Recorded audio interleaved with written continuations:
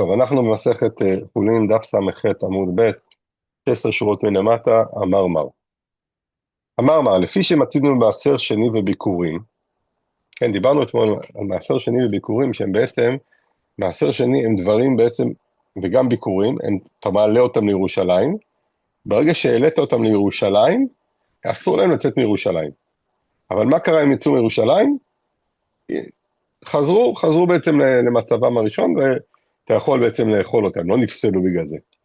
אומרת הגמרא, זה מה שמצינו מעשר שני וביקורים, שאם הם בעצם יצאו, הם יכולים לחזור. אומרת הגמרא, היכן מצינו? איפה ראינו את הדין הזה? אומרת הגמרא, דכתיב, לא תוכל לאכול בשעריך מעשר דגנך ותרומת ידך. בשעריך ודלא תאכול, כלומר, מחוץ לירושלים אסור לך לאכול, אבל אני מבין שאם יצאו וחזרו, מותר לך לאכול. אבל יצאו חוץ למחיצתם וחזרו, מותרים בהאכלה. במערבה מתנו אחי. כן, במערבה שנו את המחלוקת בין רב יוחנן לרב בצורה כזאת, שרב אמר יש לידה לאיברים, כן? מה זה המחלוקת של רב ורב יוחנן? יש לנו את הדיון מה קורה עם יש לנו ולד בהמה שהוציא את היד ואחרי זה החזיר אותה. מה הדין של היד? זה ברור שברגע שישחטו את האמא, כל השאר הגוף הוא מותר באכילה, זה בסדר. הדיון שלנו, מה הדין של היד? נכון? ראינו שיש לנו מחלוקת רב ורב יוחנן. אז ראינו הסבר אחד אתמול, לא נחזור על זה, איך מסבירים את המחלוקת, ועכשיו הסבר נוסף במערבה, כלומר בארץ ישראל, כמובן אנשי בבל שגרו בבבל, אז מבחינתם ארץ ישראל זה במערבם, אז הוא אמר, מה המחלוקת ביניהם, זאת אומרת, מה היסוד המחלוקת בעצם? האם יש לידה לאיברים? רב אמר, יש לידה לאיברים, וברגע שאיבר יצא החוצה מבחינתי, האיבר הזה נולד, ולכן הוא כבר לא יהיה מותר בשחיטה של האמא, כמו שאר הגוף של הוולד, ורב יוחנן אמר, אין לידה לאיברים, ולכן אם הוא יצא החוצה וחזר פנימה, היד, אז הוא חוזר לחזרה להיות חלק מהוולד, ולכן כמו שהוולד, ברגע שישחטו את האמא הוא מותר, גם היד. אז זה המחלוקת. אומרת הגמרא, מהי ביניו? כלומר, יש שני הסברים למחלוקת, האם היד מותרת יד שיצאה וחזרה, היא מותרת בשחיטת אימה כן או לא? איכא ביניו למייסר מיעוט עבר שבפנים. מה קורה בדין שרוב האיבר יצא החוצה וחלק נשאר בפנים? במערבה שדיברו על נושא של לידה, כן? אז אומרת הגמרא, נחשב האיבר כילוד, אפילו אם חלק נשאר בפנים, עדיין זה נחשב כילוד, כי ברגע שיצא חלק, או הרוב יותר נכון, כן, אז בעצם מבחינתנו ילוד, ולכן זה יהיה אסור. ולשון ראשון, אנחנו מסתכלים מה יצא, ולכן מבחינתנו מה יהיה אסור? רק החלק שיצא, ומה שנשאר בפנים, נניח במציאות שנניח חתכו את האיבר, או לא משנה, אפילו לא חתכו את האיבר, החלק שנשאר בפנים, הוא יהיה מותר באכילה, אגב שחיטת האמא. שואלת הגמרא, היא באה אלוהו, לדבריה אומר אין לידה לאיברים, הוציא העובר את ידו והחזירה, כן? הוציא, החזיר. וחזר והוציא את ידו והחזירה, עוד פעם, הוציא והחזיר, כן? אז אומרת הגמרא, מה הדין במקרה כזה? אם תמצאי לומר, עד שישלמו. כן, כן. אומרת הגמרא, כן, כן, בסדר, אוקיי. כי נראה לי שלמדנו את זה, אבל בסדר. נמשיך, לא נורא. כן, אז אני אומר, נניח במציאות שהוא התחיל להוציא איברים אחד-אחד, עד שהוא בעצם בפועל, אם אני מסתכל, כבר יצאו רוב האיברים, כן? מה הדין במקרה כזה? כן, מה שנקרא, הוציא עובר את ידו והחזירה וחזר והוציא את ידו והחזירה עד ששלמו לרובו. מי אמרינן עד נפק לרובה? אנחנו מסתכלים, בתכלס רוב האיברים יצאו, לא בתשלומים אבל לא בבת אחת, או דילמה כיוון דהדר הדר, או שאני אומר כיוון שהוא חזר, מבחינתי זה לא נחשב שיצא. אז אומרת הגמרא, וגם אם תמצא לומר כיוון דהדר הדר, הוציא עובר ידו וחתכה. כן, מה קורה אם הוא הוציא את העובר, את ידו, סליחה, והוא חתך לו את היד. או וחזר והוציא את ידו וחתכה, עד שהשלימו לרובו. כלומר, חתך, בעצם בפועל, איבר יצא חתך, איבר יצא חתך. בסוף רוב האיברים של העובר הזה כבר נחתכו. כן, עד שהשלימו לרובו. מהו, מי אמרינן הנפק לרובה, או דילמה רובה בבת אחת בעינה, אומר לא, לא. זה יצא, בעצם הרוב נחתך, אבל לא בבת אחת. אז זה גם ספק. עוד, עכשיו גמרא נשאר לפשוט את הספק השני, תשמע. זה הכלל, דבר שבגופה אסור, כן? ושאינה בגופה מותר. כלומר, אם נכנסת לתוך הבהמה וחתכת ממנה חלק, אוקיי? ואחרי זה שחטת את הבהמה, אז החלקים ששחטת, שהייתה עדיין חיה לפני השחיטה, הם לא יותרו על ידי שחיטת הבהמה. אבל שאינה גופה, נניח נכנסת פנימה ושחטת וחתכת איברים מתוך העובר שבתוכה. ואחרי זה שחטת את האימה, גם האיברים האלה הם מותרים. אומרת הגמרא, אמרנו דבר שאין גופה. אומרת הגמרא שאין גופה להטוי אימאי, להטוי לה כאי גפנה. כאי גפנה. כלומר, שבעצם איבר, כמו שאמרנו, המקרה הזה שהוא יצא, זה חתך, יצא איבר חתכו, יצאו איבר חתכו, ובסוף יצא שרוב האיבר, רוב הבהמה כבר נחתכה, עדיין השחיטה של האימא תתיר את מה שנשאר בפנים, כי לכאורה, אומרת הגמרא, לא, לא, זה לא בא להתיר את המקרה הזה, להטויי קלות. מה זה קלות? זה דיברנו על זה גם אתמול, זה ולד שהפרסות שלו קלוטות. עכשיו, באופן עקרוני, ולד של פרה או פרה, ופרה מותרת באכילה, אבל אנחנו צריכים שהפרסות יהיו... שעושות שסע. כן, שעושות שסע, בדיוק. וברגע שהן קלוטות, הן לא שעושות שסע. למרות הכל, כיוון שהוא היה בתוך הבהמה הכשרה, השחיטה של האמא תתיר גם ולד כזה, מה שנקרא קלות. אז אומרת הגמרא, ושיטת אליבא דרבי שמעון, דאף על גב דאמר רבי שמעון, קלות בין פרה אסור, באופן עקרוני. אם הוא היה נולד והיית שוחט אותו, אז אסור לאכול אותו, כי הוא לא שוסע שסע, כמו שדובי אמר לנו, הנימלא איכא דיצא לאוויר העולם, כלומר כשהוא יצא לאוויר העולם, אבל אם זה היה במעי אמו, אז הוא יהיה מותר. באי רב חנינא, הוציא עובר את ידו באזהרה, מהו? כן, יש לנו עובר של קורבן שלמים, כן? עכשיו שוחטים את האמא שלו באזהרה, והוא הוציא את העובר. האם הדין הזה שדיברנו לגבי חולין רלוונטי גם לגבי מה? גם לגבי בהמת קודשים? מי גודעה ומחיצה לגבי קודשים, נמי מחיצה לדהי? כן, כלומר, האם אני אומר, טוב, פה אמנם הוא הוציא את היד מהזה של אמא שלו, אבל כיוון שהוא עדיין נמצא בתוך האזהרה, אני מחשיב אותו כאילו נחשב בתוך המחיצה, עודים לגבי דהי למחיצה היא, ומחיצת עובר עמו היא, כמו שאני אומר לו, לא, נכון שהוא נמצא בתוך האזהרה, אבל עובר, המחיצה שלו זה האמא, ולכן ברגע שהוא הוציא את היד, הוא לא יכול להיות מותר על אגב השחיטה של אמא שלו. כן, סליחה, הדיון פה האם הוא נאסר משום בשר שיצא חוץ למחיצתו, ואז אני אומר שיד כזאתי שיצאה מהאמא, היא תהיה אסורה, למרות שמבחינת מחיצה, הם בתוך מחיצת האזהרה, הם בתוכו, אבל כיוון שהוא יצא מהאמא שלו, הוא יהיה אסור. אומרת הגמרא, אמר לאביי, ותיבא אלך קודשים קלים בירושלים. כן, לכאורה, למה אתה לא שואל לגבי הדין הזה, מה זה קודשים קלים בירושלים? יש לנו קודשים קלים, מותר לשחוט אותם בירושלים. כן? אתה לא צריך, קודשים קלים לא שוחטים דווקא בבית המקדש. עכשיו, מה קורה אם הוא שחט בתוך ירושלים, והעובר הוציא את היד לפני השחיטה? האם אני אומר, שוב פעם אותו רעיון, כמו שאמרנו, האם אני אומר, אוקיי, לא, אבל היד נמצאת בתוך שטח ירושלים, אז זה לא נחשב יצא חוץ למחיצתו, או שכן, למה הוא לא שואל על המקרה, אלא הוא שואל דווקא בתוך האזהרה?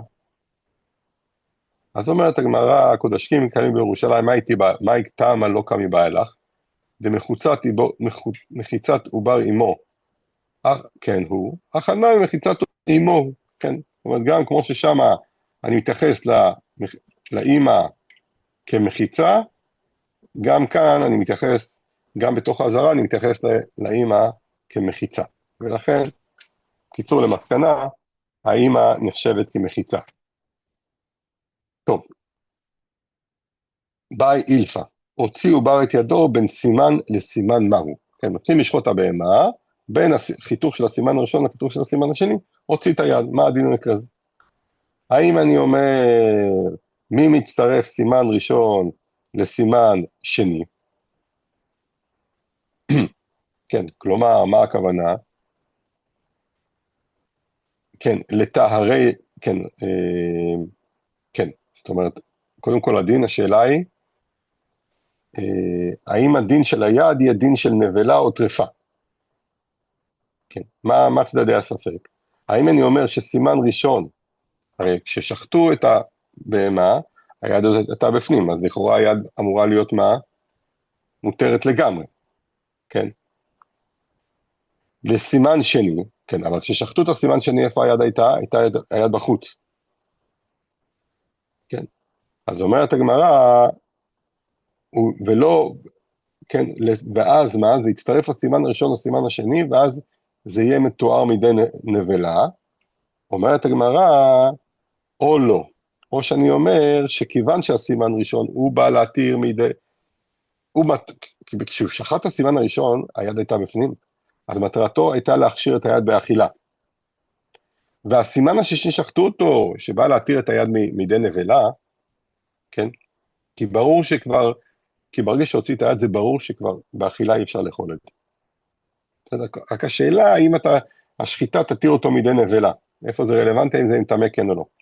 הוא אומר, כיוון שהשחיטה הראשונה הייתה מידי אכילה, והשחיטה של הסימן שני, כן, הייתה מידי נבלה, הם לא מצטרפים ביחד. ולכן מה? היד לא תהיה מותרת מידי נבלה, ולכן היד הזאת גם תטמא, כן, כי נבלה מטמא. אומרת הגמרא, זה לכאורה אמר רבא לא, זה קל וחומר, קל וחומר, שאם הועיל סימן ראשון לסימן שני להתירו באכילה, לא יתיר לטהרה מידי נבלה, לכאורה זה קל וחומר.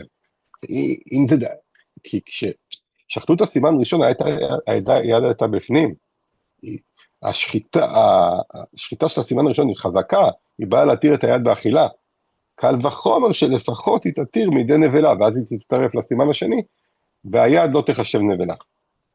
טוב, אז זה התשובה לגבי הדין הזה. עוד שאלה, באי רבי ירמיה, מהו לחוש לזרעו? כן, עובר שיוציא את ידו, כן, אותו סיפור, הוא שחט את אמו, והוציא אותו חי וגדל.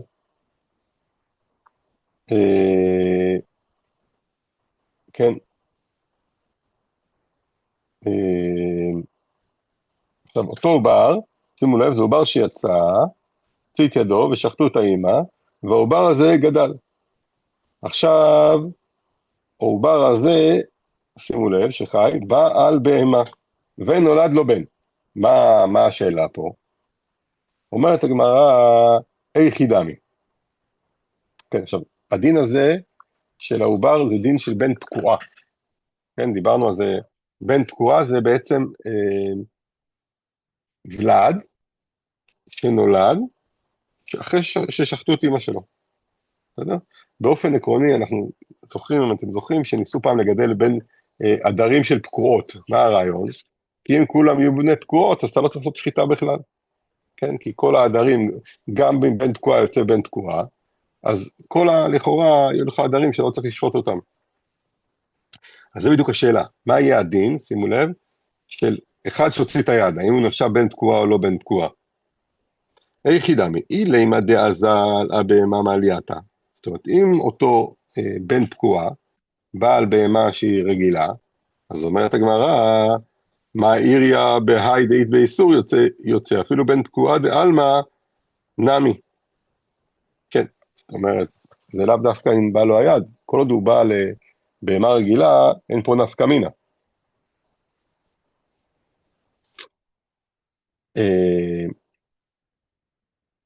כן,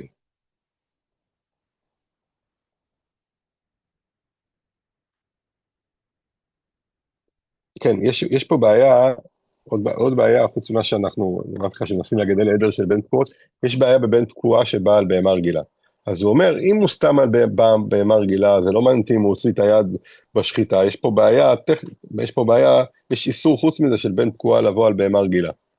אז זה לא אכפת לי אם הוא הוציא את היד כן או לא. אז אומרת הגמרא, אלא הכוונה היא, כן, סליחה, פותחים סוגריים, דעבר המשרשיע לדברי האומר חוששים לזה רעב, בן תקועה, בעל בהמה מלאת אותה, הוולד אין לו תקלה. למה לוולד אין תקנה? כי אם אני חושש גם לזה רעב, אז השאלה אם צריך לשחוט אותו, או לא שוחטים אותו, כי לכאורה, אם הוא הולך אחרי האבא, האבא הוא בן תקועה, אז הוא כבר נשחט, אז לא צריך לשחוט את הבן, כן, כמו שלא שוחטים את האבא. אבל אם זה מצד האמא, האמא בהמה רגילה, אז כן צריך לשחוט את זה. אז צריך לשחוט כן או לא, אז יש בו בעיה. כן, כי אנחנו מתייחסים לזה שכאילו סימני השחיטה חצי שחוטים וחצי לא שחוטים, ואז אתה לא יודע האם שוחטים כן או לא. אבל זה, כמו שאמרנו, הבעיה הזאת תהיה גם לאו דווקא ולד שהוציא את היד. מתי יהיה לנו שאלה עם אותו ולד שהוציא את היד? לא צריכה אלא דאזה לבן תקועה דקבתי. זאת אומרת, יש פה ולד שהוציא את היד, שחטו את האמא, יצא החוצה. הוא בן תקועה, אבל היד שלו זה יד שיצא לפני כן. עכשיו הוא בא על בן תקועה אחר, כן? דאזה לבן תקועה דקבתי, כמוהו. מאי? האם עבר מוליד, כן, וחתיך לבשרי, כן, האם אני אומר שכל עבר מוליד את הבן, כן, כלומר שהיד של האבא הוליד את היד של הבן, כן? אז אומרת הגמרא, ואז מה נעשה? חתיך לי ושרי, תחתוך את היד של הבן, את היד המקבילה ליד שהיה שם, ואז יהיה מותר. או דימה מבלבל לזרי, או שאני אומר, לא, הכל כבר, מה שנקרא, סמטוחה אחת שלמה, וזהו, ברגע שהיד שלו יצא, הוא כבר לא, הוא לא בן תקועה לגמרי, ולכן נוצר הבעיה. הדר חזר, כן, חזר בו ואמר, פשיטא דמבלבל לזרעי, דאם כן, סומה יולד סומה, וקיטע יולד קיטע. כן, כי אם אתה אומר שכל איבר, כן, כל אחד יורד, לומד, כן, מוליד מקבילה שלו, אז אם יש לנו בהמה שהיא סומה, אז היא גם, אני אומר שמה שאני לא יודע מה הוא סומה, ואם הוא בהמה שהיא קיטע, מה שלא יודע מה הוא קיטע. אלא פשיטא דמבלבל זרעי, ואחי קמי בא אלי. האם, ככה השאלה שלי, בהמה מעל מעליו מכוח חלב ודם קעתיה ושריה, כן, הבהמה הרגילה היא לא באה מתוך הדם מכוח החלב והדם של האבא שלה.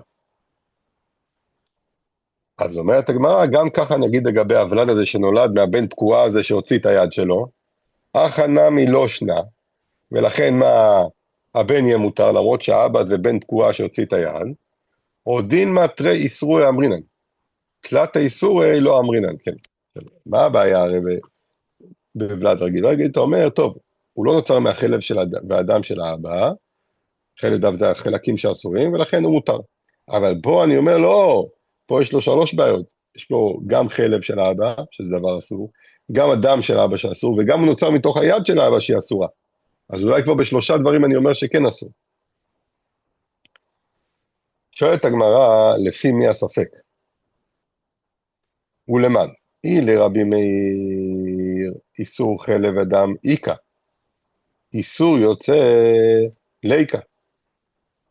כן, לרבי מאיר, רבי מאיר אמר, אם הוא הוציא את היד והכניס, זה יעזור גם ליד, אז לכאורה אין פה בעיה עם היד הזאת. והיא לרבי יהודה,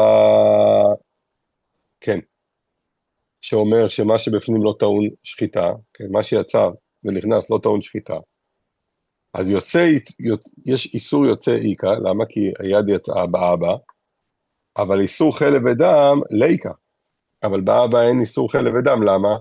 כי הוא בן תקועה, אם הוא בן תקועה, הוא מותר, בבן תקועה אין איסור של חלב ודם. דתנן, גיד הנשה נוהג בשליל. כן, מה זה שליל? זה בן 9 שנמצא חי, כן, שחטו את האמא, ומצאו עובר שבין, עברו 9 חודשים, הוא נמצא בתוך האמא. אבל חלבו אסור. חלב של השליל אסור, זה דברי רבי יהודה אומר, אין גיד הנשה נוהג בשליל וחלבו מותר. אז יוצא שהבן תקועה הזה, אמנם יש לו, ונניח שהוא הוציא את היד, אז יש לו בעיה עם היד, אבל החלב והדם שלו מותרים, לפחות החלב מותר. אלא אומרת הגמרא, באמת, אלא כל מכוח לא אמרינן, דשארי. כן, כלומר, אני לא אומר שהבן נוצר מכוח האבא, ושהאבא יש לו איברים אסורים, גם הבן אסור בגלל אותם איברים, לא. ולכן זה שהאבא הוציא את היד, זה לא משפיע על הוולד. אז מה השאלה שלנו? ואחי קמי בעלן. מהו לגמוע את חלבו? כן, האם נקבה הוציאה את היד, האם מותר לשתות את החלב שלה? למה השאלה? האם חלב דעלמא לא כאבר מן החי דמי ושרי, וכאן גם אותו דבר, היי נמי לא שנה, או דילמה, כן, התם התלתקנת לאיסורי בשחיטה. כן, ולכן החלב מותר. כן, אבל אחא דלית לתקנת לאיסורי בשחיטה, פה הרי היד עצמה, אתה לא יכול לתקן אותה בשחיטה. כי ברגע שהיא יצאה, היא לא נתקן בשחיטה, ולכן החלב יהיה אסור, והתשובה היא תיקו. כן, כמובן מדובר פה על חלב של בן תקועה, כן, לא חלב של בהמה רגילה כמובן שהוא אסור.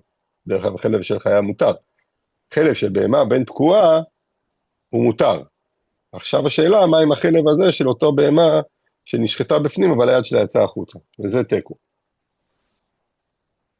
טוב, נקדיש לשיעור לרפואת יעקב נווה בן מירה מעין, נורא ציפור הבית קשורי בצרה, עידו אברהם בן שרה לאה, לעילוי נשמת יהודה רבן טובה, חיים בן חנה וישראל בן שרה ודוד, ולרפואת גולן בן שרה, נכון? טוב. אמרנו, חותך מעובר שבהמה מותר באכילה. כן, כלומר... גולן בן רחל. גולן בן רחל, סליחה. כן, זאת אומרת, מה הכוונה? יש לנו בהמה עם ולד בתוכו, והבן אדם מכניס את היד, וחותך מהוולד הזה, אני יודע, את היד שלו, הכל בתוכו, כן, עוד לא יצא היד, ועכשיו שוחט את האמא, בשחיטת האמא הוא מתיר את היד באכילה. אומרת הגמרא, מאיפה לומדים זה מנהלן? אומרת הגמרא, דכתיב בכל בהמה מפרסת פרסה, מכאן לומדים, כן, מפרסת פרסה בבהמה, אותה תאכלו, בהמה במהמה לרבות את הוולד. כלומר שהוולד מותר. אלא מעתה ימירו בו. כן. כלומר, אם אתה אומר שכאילו בהמת חולין,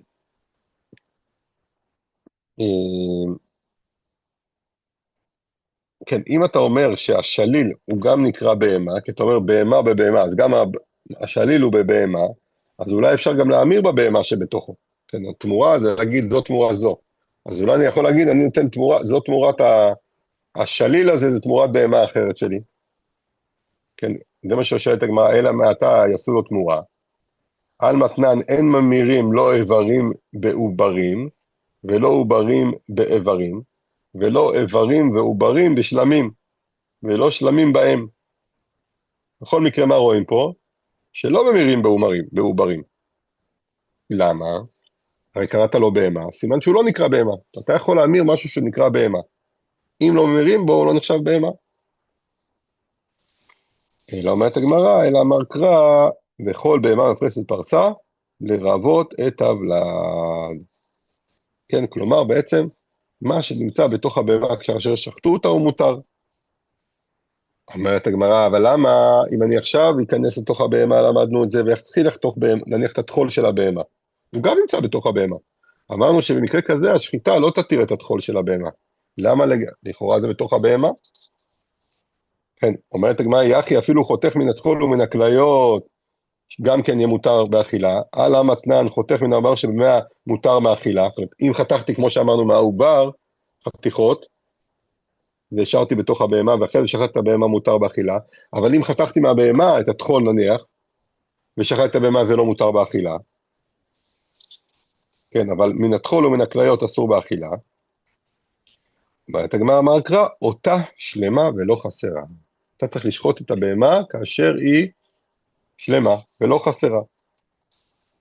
אלא אם אתה שוחט את הבהמה ומצא בה דמות יונה, כן, אתה שוחט את הבהמה, בתוכה יש דמות יונה, אני יודע, זה חתיכת בשר שנראה כמו יונה, לכאורה שתהיה מותרת בשחיטת הבהמה, תשתרה. על המתנן, על המאמר רבי יוחנן, שוחט את הבהמה ומצא בה דמות יונה, אותה דמות אסורה באכילה. אז אומרת הגמרא, באין הפרסות וליקה. כן, צריך שאלה, סימני טהרה, ואין לה, לדמות יונה אין פרסות. אומרת הגמרא, הלו, הרגע מה אמר, מזכיר לך מה דיברנו לגבי קלות, אלא מעתה קלות במי פרה להיצרר. אמרנו שאם יש לנו בהמה קלוטה, שהרגליים שלא הפריסה, שלא שסה שסה, כן, שבעצם הפרסות שלה מחוברות, אמרנו, אם הייתה בתוך האימא ושחטו אותה, היא מותרת באכילה. למה אתה לא אומר שמה שחייבים שיהיה שוסע שסע? אלא מעתה קלות במי פרה ליצר. כן, אומרת הגמרא, עתנא דבר רבי ישמעאל ברבי שמעון בר יוחאי, פרסה בבהמה תאכלו, ולכן גם יש לה פרסה אחת, כלומר, לא שסועה, מותר לאכול אותה, אז גם דמות יונה, אם אין לה פרסה, שיהיה מותר.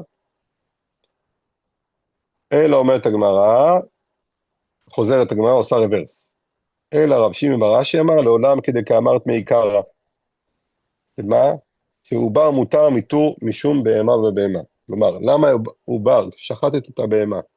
העובר שבתוכה מותר, כי זה נחשב בהמה בתוך בהמה, לכן מותר.